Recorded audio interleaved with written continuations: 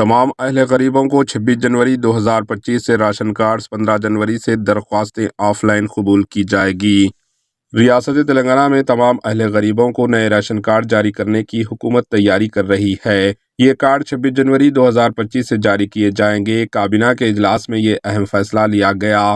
पहले मरहले में नए कार्ड्स के लिए दरख्वास्तें कबूल की जाएंगी।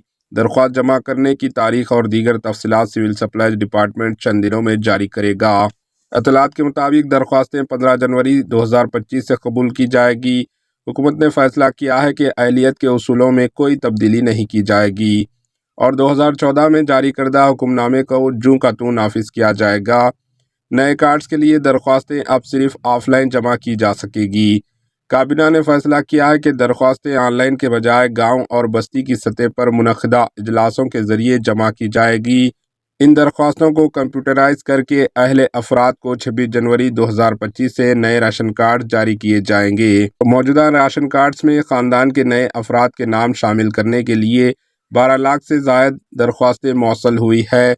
इनमें शादी के बाद ख़वातीन लेडीज़ के अपने वालिदैन के राशन कार्ड से नाम हटाना और शोहर के राशन कार्ड में शामिल होना, बच्चों के नाम शामिल करना जैसी दरख्वास्तें शामिल है।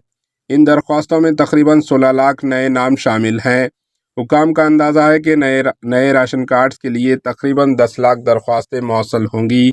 नए राशन कार्ड्स को फ़िज़िकल डिज़ाइंस के साथ जारी किया जाएगा। पहले कार्ड्स को इलेक्ट्रॉनिक शक्ल में जारी किया गया था, लेकिन अब हुकूमत ने इन्हें फ़िज़िकल शक्ल में दोबारा डिज़ाइन करके जारी करने का फ़ैसला किया है।